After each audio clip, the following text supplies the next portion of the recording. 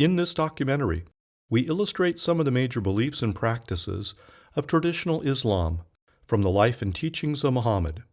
The biographical details presented here are taken directly from original Islamic sources and can be found in numerous scholarly works. Most of the artwork used in this program was produced by medieval and early modern Muslim artists, whose works were commissioned and approved by Islamic rulers and authorities.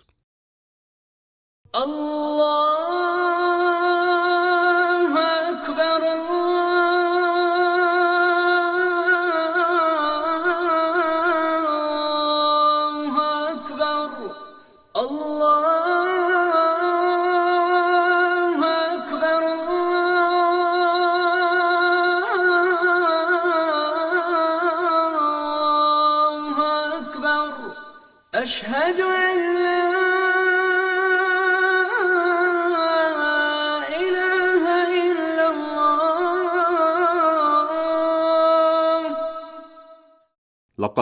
You have indeed in the Messenger of Allah a beautiful pattern of conduct for anyone whose hope is in Allah and the final day and who engages much in the praise of Allah.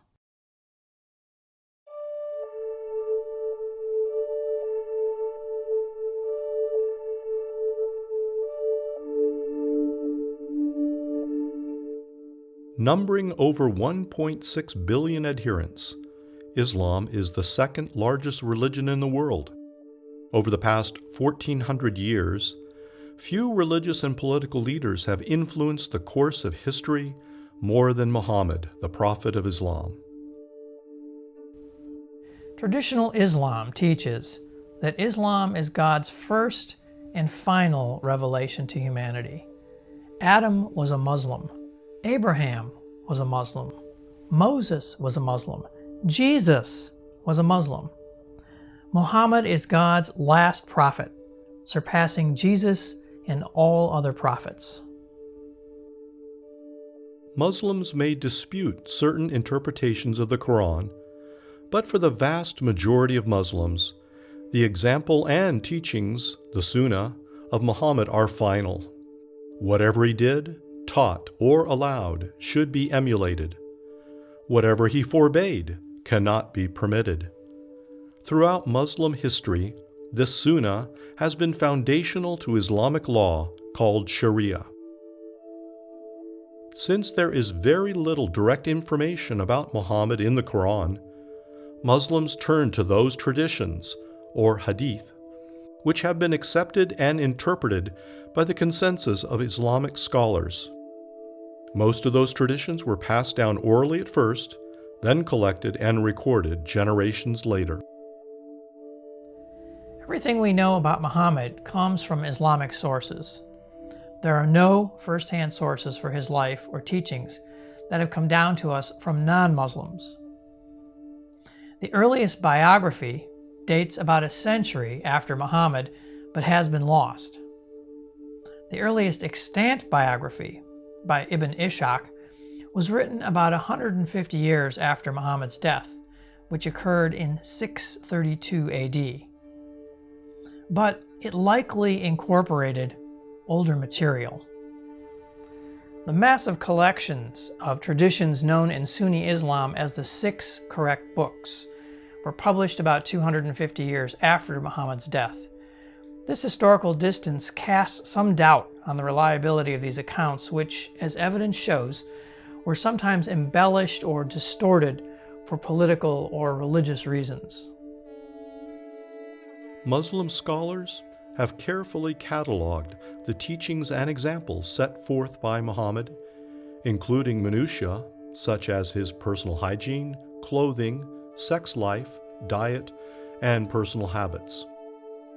Muslim groups, such as the Wahhabis, originating in Saudi Arabia, and the Salafists, or traditionalists, study every aspect of Muhammad's life in order to imitate his example.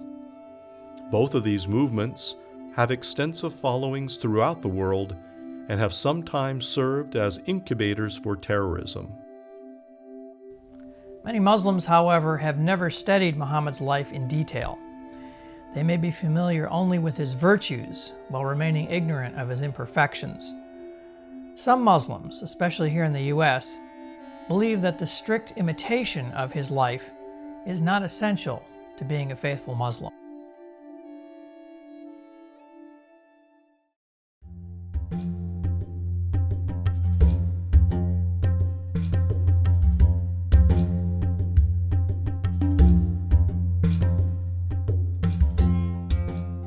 September 11th, 2001.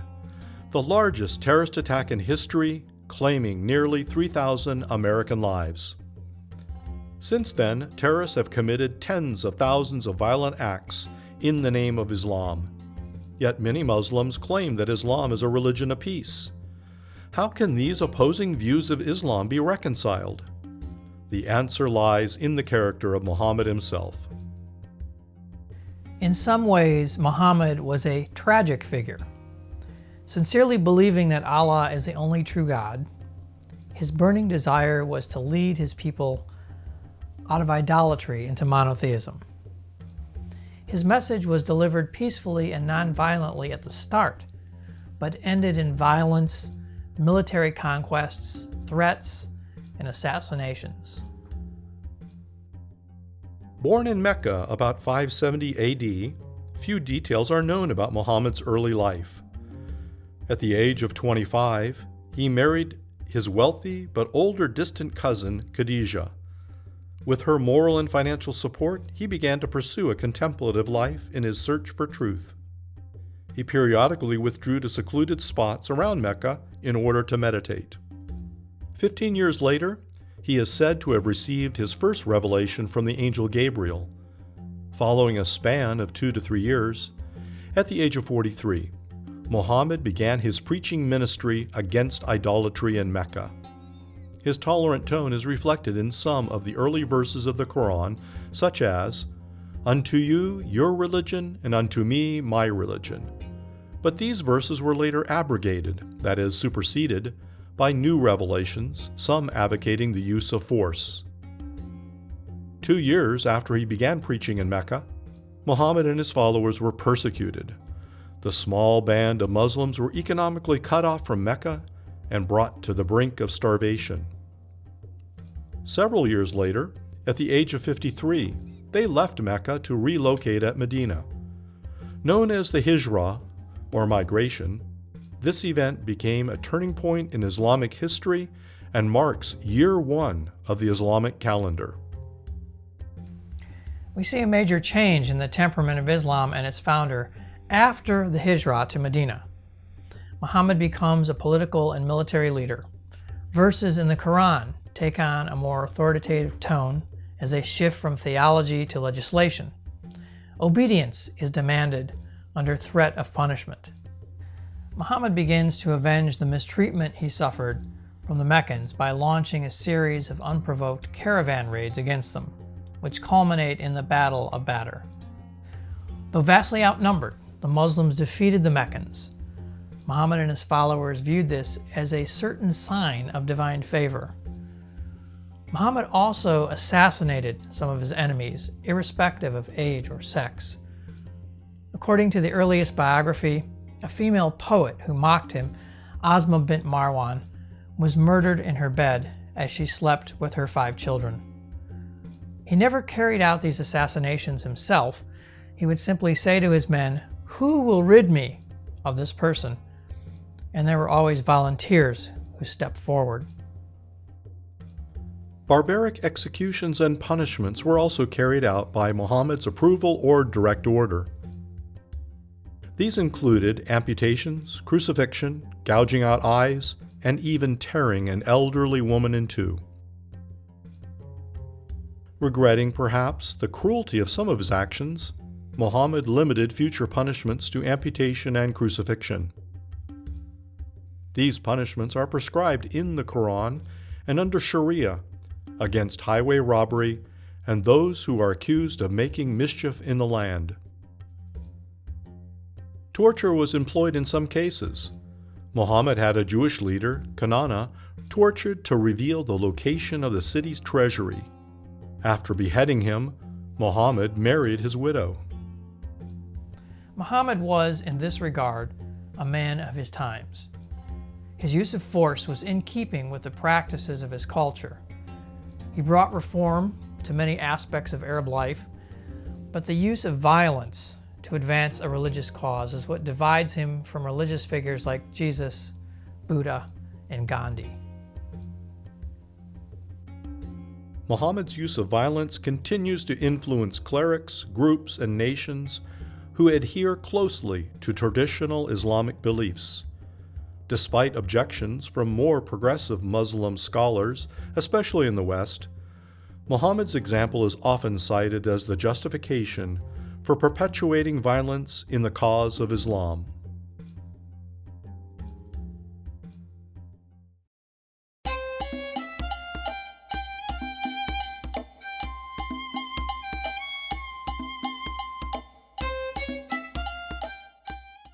Notwithstanding his use of violence, Muhammad also excelled in personal acts of kindness that earned the admiration of both his friends and enemies, and attracted numerous converts. This aspect of his character is often overshadowed by his military conquests and personal vendettas. Nevertheless, Muhammad was loved and esteemed as much as he was feared. For this reason, Muslims still look to him as a model of virtue. This is a topic which is treated at great length by Muslim apologists, but rarely mentioned by many of his critics. The issue has become highly polarized, so that Muhammad must either be all good or all bad. Revisionist histories of Muhammad recast him as a sort of Jesus figure. Though this approach is especially attractive to Westerners, it does not gain much traction with scholars who have studied his life in detail. Yet, from some of the stories of Muhammad that have come down to us, it's difficult not to admire his personal concern and kindness for the welfare of those who followed him. According to one story, at the age of 35, prior to the commencement of his ministry, Muhammad resolved a sharp and potentially violent disagreement between Arab tribes regarding the placement of the sacred black stone during the reconstruction of the Meccan temple, the Kaaba. Each tribe demanded the honor of restoring the stone to its place. Muhammad satisfied the contending parties by placing the stone on a cloth. This enabled a leader from each tribe to share in the honor of raising it by taking hold of the edge of the cloth. That same year, Muhammad adopted and freed Zaid, his wife's slave boy. This generosity endured throughout his ministry. Muhammad was known to be kind and generous to the poor and the underclass. In many ways, he championed their cause. He also ended the cruel practice of female infanticide, which allowed unwanted infant girls to be buried alive in the desert sands. Soon after Muhammad arrived in Medina, when he was 53, he entered into a treaty with the Jews and Arab pagans there in order to secure the safety of the Muslim community. Known as the Charter or Constitution of Medina, this social contract guaranteed, if only for a brief time, the same political and cultural rights to both Muslims and non-Muslims, and also granted religious freedom to all. After conquering his enemies at Mecca at the age of 60, Muhammad granted a general amnesty and even forgave some of his personal enemies. Amnesty was also granted to other tribes once their fealty was secured. By putting an end to tribal rivalry and blood feuds, he united all Arabs into one community and nation, bonded by faith rather than blood. In at least one instance, Muhammad reacted against the use of excessive force after one of his generals slaughtered the men of the Jazama tribe. Muhammad decried the massacre and compensated the tribe's widows and orphans. After establishing his power in Arabia, Muhammad set up a tax collection system in which part of the tax money, called the zakat, was designated as alms for poor Muslims. The zakat is still collected today. In his farewell sermon at the age of 62, Muhammad encouraged equality and the kind treatment of wives and slaves. He modeled this himself by helping them with their daily work, There was no task too menial in his view. He chose to live in relatively humble circumstances, not in a palace or as a king. And shortly before his death, still mindful of the less fortunate, Muhammad ordered that 6 gold coins, which he kept in his apartment, be given to the poor.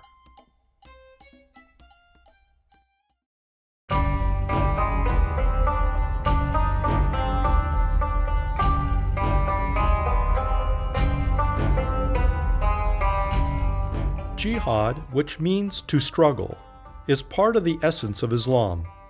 Muhammad viewed Islam as a spiritual struggle against sin, a political and physical struggle against those who hinder or persecute Muslims, and a military struggle against tribes and nations who refuse to submit to Islam. The Islamic doctrine of war evolved as Muhammad's struggle against the Arabs, Jews, and Christians changed from a spiritual and prophetic conflict to a military conflict. At the age of 53, shortly after the Hijrah to Medina, Muhammad conducted numerous raids against Meccan caravans. These were seen as divine retribution against the Meccans for the persecution of Muslims, the confiscation of their properties after they left Mecca, and the rejection of God's prophet. Religious justification for war really took place with the 7th raid, which was fought during a holy month when fighting was forbidden. According to the Quran, even though fighting during the sacred months is evil, Allah ultimately encouraged the Muslims to fight a holy war since the cause against their persecutors was just. Unbelief and persecution, according to the Quran, are worse than killing. 7 years later, at the age of 60, Muhammad assumed control of Mecca. Weakened and divided in their loyalties, the Meccans were no match for Muhammad's 10,000-man army. Muhammad cleansed the temple there, the Kaaba, by destroying its 360 idols along with the pictures of Abraham and the angels. The Meccans were compelled by this overwhelming show of force to pledge their allegiance to Muhammad and Islam. Finally, shortly after Muhammad's death at the age of 62, Muslim forces executed his final order and utterly destroyed and plundered the city of Mu'tah to avenge the murder of a Muslim envoy. In all, Muhammad participated in 27 to 29 battles during his lifetime. These battles were chronicled by early Muslim historians. Muhammad rarely fought in these battles himself. Nevertheless, he was a shrewd military and political strategist. Many of the battles were not conducted for self-defense, as some apologists for Islam contend. Rather, war became an instrument for propagating Islam among the Arab idolaters who refused Muhammad's invitation to convert. Subsequent generations followed a very similar approach, resulting in the expansion of the Islamic Empire stretching all the way from Europe to India. The legacy of jihad continues today across the world through well-funded Islamic militias and terrorist groups, whose ultimate goal, in many cases, is to establish Islamic rule under a caliph, that is, a successor to Muhammad. However, not all Muslim scholars recognize the legitimacy of these groups. Following Muhammad's example, terrorist groups often target Muslim sects which they view as heretical, in an attempt to purify Islam. Non-Muslims are attacked as part of a long-term strategy to intimidate and ultimately subdue Western nations, but also in retaliation for political and military interference by the West in Muslim countries, and in defense of Islam, which they believe is under attack by the West.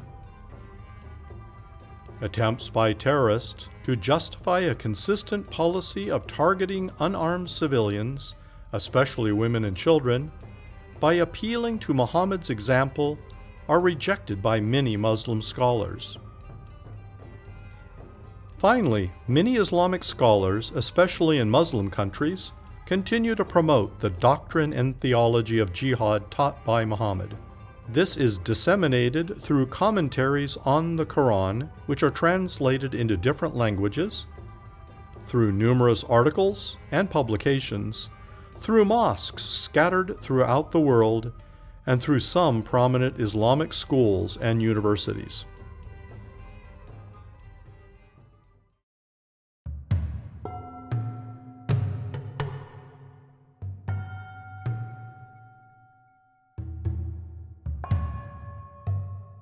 Throughout most of Islamic history, and even today to some degree, the treatment of non-Muslims who live under Islamic rule was patterned after the example set forth by Muhammad. After his conquest of the wealthy Khaybar oasis at age 58, Jews who refused the invitation to Islam could remain in the land only if they accepted Muslim rule and paid an annual tribute or protection tax called the jizya, which in this case amounted to 50% of their harvest. A similar precedent was followed in nearly all Muslim wars against Jews and Christians down through history. About a year after conquering Mecca, where he compelled the idolatrous Meccans to pledge their allegiance to Islam, Muhammad declared that idolatry would no longer be tolerated throughout Arabia. After a 4-month period of grace, those who persist would be killed. Christians and Jews, on the other hand, would be subjugated, by force if necessary, and as before, required to pay the jizya tax. As dhimmis under Islam, their religious, legal, and personal rights would be curtailed. This ultimatum was laid down in Surah 9, that is chapter 9 of the Quran. In verse 29, he instructs Muslims to fight against those who believe not in Allah, nor in the last day, nor forbid that which has been forbidden by Allah and His Messenger, and to fight against those who acknowledge not the religion of truth, that is Islam, among the people of the Scripture, Jews and Christians, until they pay the jizya, that is the protection tax, with willing submission and feel themselves subdued. The period of toleration having ended, pagans in 7th century Arabia were forced to accept Islam or die. Down through history, Muhammad's precedent was applied to other polytheists, such as Hindus, though not consistently. In some cases, polytheists were tolerated under Muslim rule, in other cases they were not. Nevertheless, tens of millions of Hindus were likely killed in India during the early Middle Ages under Muslim rule.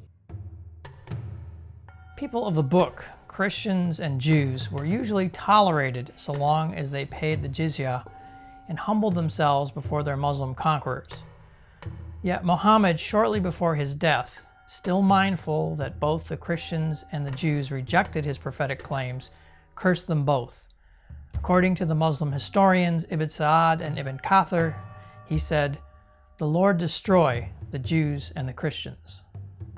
Traditional Islamic teaching maintains that the destiny of Islam is to rule over the world.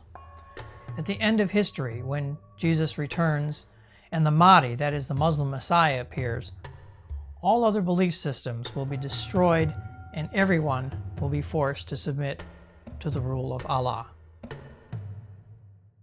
Though Muslim countries, with rare exceptions, no longer impose the jizya tax on non-Muslims, the discriminatory treatment and persecution of these groups, especially Christians, still occurs today in parts of the Muslim world.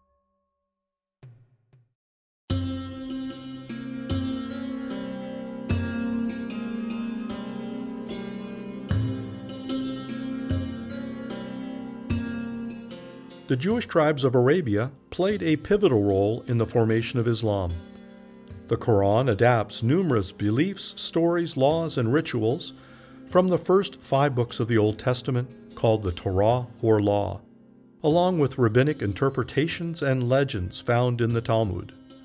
Muhammad's ongoing relationship with the Jews of his day would become the template for all subsequent history.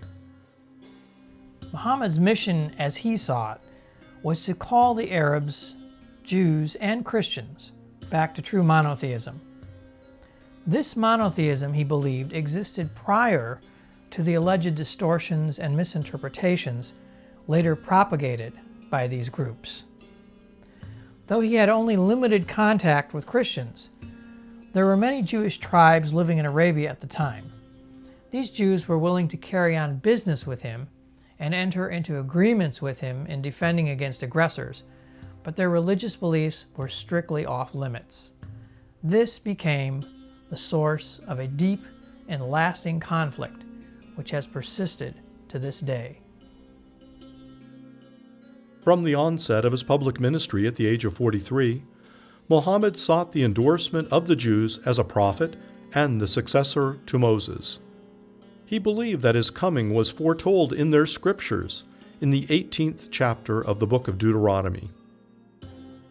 The Lord spoke to Moses and said, "I will raise up a prophet from among their countrymen like you, and I will put my words in his mouth, and he shall speak to them all that I command him.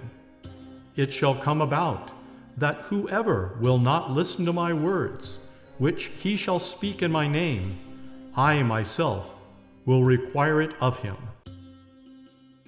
Shortly after arriving in Medina 9 years later, Muhammad signed a mutual defense treaty with the Jews. But within a year, he became disillusioned and angered by their rejection of his prophetic claims, and in response, changed the direction of prayer, the Qibla, from Jerusalem to the Kaaba in Mecca. At that point, Islam was transformed from a unifying movement to a distinct Arabian religion in which the Muslims, not the Jews, were regarded as the true spiritual descendants of Abraham, Moses, and the prophets. Pain of this rejection by the Jews was intensified by reports that they had colluded with his enemies. Since these reports come down to us from Muslim historians, we will probably never hear the other side of the story. Nevertheless, beginning with the siege of the Jewish Kanuka tribe, when Muhammad was 54, his rejection by the Jews was avenged by exiles, battles, murders, and persecutions. In the Quran, the Jews who broke the Sabbath under Moses are those whom Allah has cursed, who have been under his wrath, some of whom were turned into apes and pigs. These verses were cited by Muhammad against the Jews, and they have been quoted frequently ever since, even to the present. Muhammad gave permission to his followers to kill Jews wherever they encounter them, resulting in the slaying of a Jewish merchant. This state of affairs lasted only a brief time until Muhammad entered into a new treaty with the Jews. But 3 years later, following accusations of betrayal, the Muslim army besieged the disaffected Banu Qurayza tribe. 700 to 900 adult males were beheaded by his permission. 1,000 women and girls were enslaved or sold. At age 58, Muhammad was poisoned by a Jewess who lost her husband, father, uncle, and brother in the Battle of Khaybar. He survived, but the woman was executed. Some believe that the chronic effects of the poison may have hastened Muhammad's death, which occurred about 4 years later. According to a number of reliable hadiths, Muhammad proclaimed that the day of judgment will not come about until Muslims fight the Jews. When the Jews hide behind stones and trees, they will say, "O Muslims, there is a Jew behind me, come and kill him." After Muhammad died in 632, Jews and Christians were expelled from Arabia by his successor Umar in 641 AD. In the centuries which followed, Jews were allowed to practice their religion elsewhere. Despite their dhimmi status, they were sometimes accorded better treatment under Muslim rule than under the Byzantine and Western Christians. But by the 13th century, the modicum of tolerance which marked the golden age of Islamic civilization began to give way to a rigid, controlling, feudalistic mentality. Many Jews were forced into ghettos, and some Jewish and Christian communities were destroyed. Conditions deteriorated further in the 19th century with the decline of the Ottoman Empire. Modern anti-Semitism first appeared in the Muslim world during this period. In World War II, the Mufti of Jerusalem allied with Hitler. He was eager to continue Hitler's genocide by exterminating the Jews in Palestine once Hitler was done in Germany. Ironically, today, many Muslims deny the Holocaust ever happened. Sadly, there is a very deep hatred of Jews throughout much of the Muslim world today. This is directed not only against the nation of Israel, but often extends to Jews everywhere. Jewish communities in Europe have seen a sharp rise in persecution by Muslims there. We see efforts at reconciliation here in America among moderate and westernized Muslims, but these are the exception rather than the rule.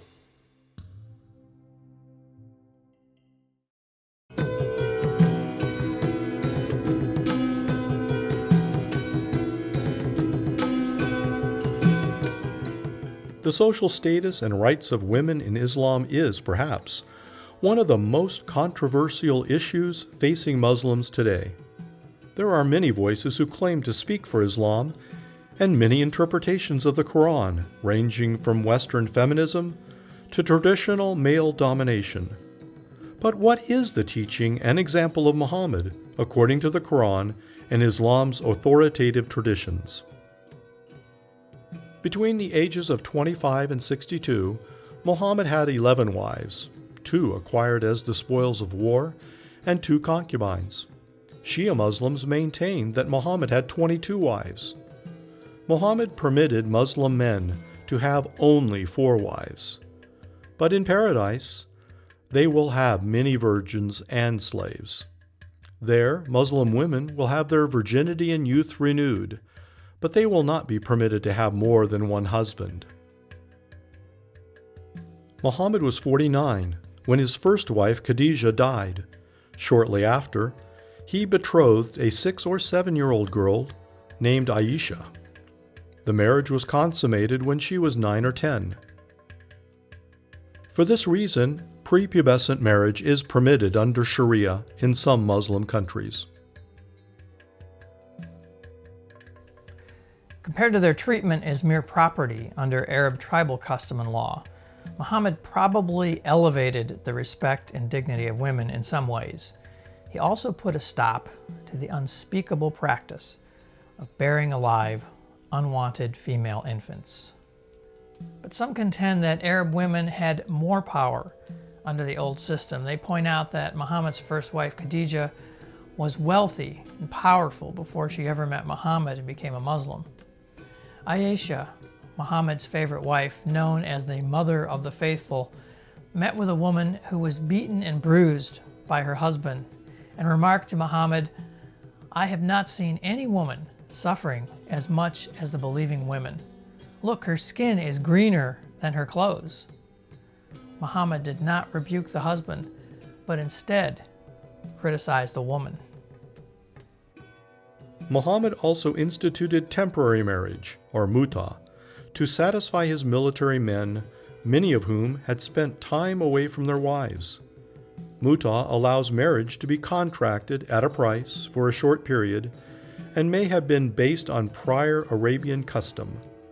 Critics regard it as a form of prostitution. Sunni Muslims abolished it shortly after Muhammad's time. However, Shia Muslims still allow it. According to news reports, the Islamic State, or ISIS, which is Sunni Muslim, has restored the ancient practice of muta by allowing its fighters to contract temporary marriages. There is a certain disdain which women have endured under Islam. As the Quran and the Hadith abundantly testify, this emanated from the teachings and example of Muhammad himself. In his farewell address at the age of 62, Muhammad prescribed stoning for adultery and the use of corporal punishment to discipline wives. If isolation fails, Muhammad said, beat them with stripes, yet not severely. Women are also compared to property, captives, and prisoners by Muhammad. According to the Quran, a woman's testimony in court is worth half that of a man's. Under traditional Islamic law, which is based on the Quran, a victim of rape must produce 4 male witnesses in order to obtain justice against her assailant. Veiling the hair with a scarf, called a hijab, and wearing a full-length tunic is prescribed in the Quran. Veiling the face with the niqab or burqa is also required by law, according to most Muslim scholars.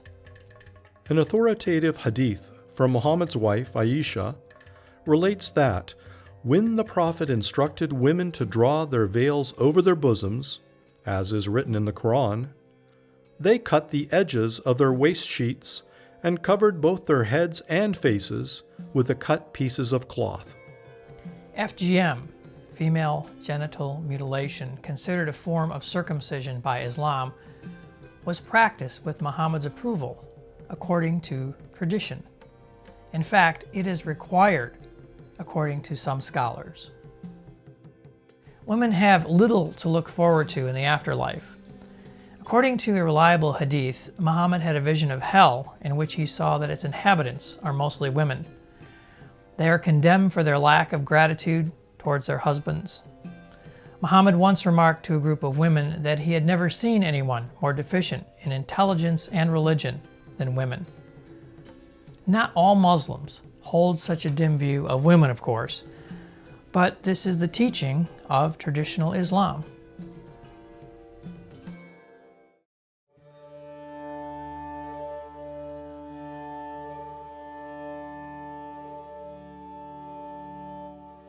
Unlike Christianity, which was divided over the moral question of slavery throughout most of its history, Islamic doctrine and law fully embraced the sale and ownership of slaves from the beginning. Slavery was an existing institution among the Arabs in Muhammad's time, as it was in many nations down through history. Islam perpetuated and regulated this practice under Sharia law until the 20th century. Some Muslim scholars still advocate slavery as an essential and integral practice of Islam. The justification for slavery is based on the example of Muhammad himself. After defeating the Jews of the Banu Qurayza tribe when he was 57, Muhammad approved the slaughter of the adult males and enslaved or sold 1,000 women and girls, along with boys who had not reached puberty. The enslavement of conquered people became established practice throughout Islamic history and provided a continuous stream of labor, sex slaves, and revenue. Under Sharia, any number of female captives could be retained as sex slaves, called concubines. If they're married, their marriages are annulled. Muhammad obtained 2 of his wives as captives of war and owned at least 2 concubines, in addition to several male slaves. Though he encouraged the kind treatment of slaves and the manumission of slaves, there is no penalty under Sharia law for a slave owner who rapes or kills his slave. Such laws were not always applied consistently, enabling slaves to fare much better in some places than in others. Historically, Muslims created an extensive network of slave trade supplied by captives of war from all races, taken mostly from North Africa and Southern Europe. It is estimated that 10 to 18 million slaves were traded, including over 1 million Europeans, but no one knows the actual number. Slavery was not abolished in Saudi Arabia until the 1960s, but it still operates clandestinely in parts of the Muslim world today, and has recently been reinstituted by ISIS, the Islamic State.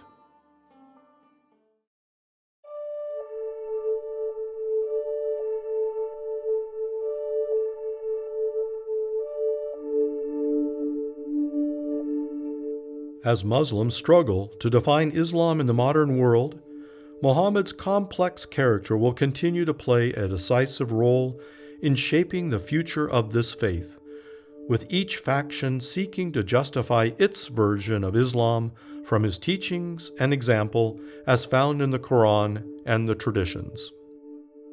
Those who promote peace and human rights find their inspiration in Muhammad, as well as those who promote Sharia law, jihad, and even terrorism. Because these violent tendencies are patterned after the teachings and example of Muhammad himself, it is likely that they will always be an inseparable part of Islam. Muhammad possessed the love, humility, and kindness of a saint, side by side with the viciousness, pretension, and cruelty of a tyrant. He was adored and loved by his followers, while being feared and despised by those who refused to accept his religion. This dualism in his character has been emulated by many of his adherents down through history, even to the present. It explains both the kindness we see among Muslims and the brutal attacks between Muslim sects and against those who stand in the way of Islamic rule. The last scenes of Muhammad's life illustrate this contradiction. He cursed the Jews and Christians, calling for their destruction, while also taking care to leave a generous gift for the poor. Muhammad truly was, in many ways, an enigmatic religious leader.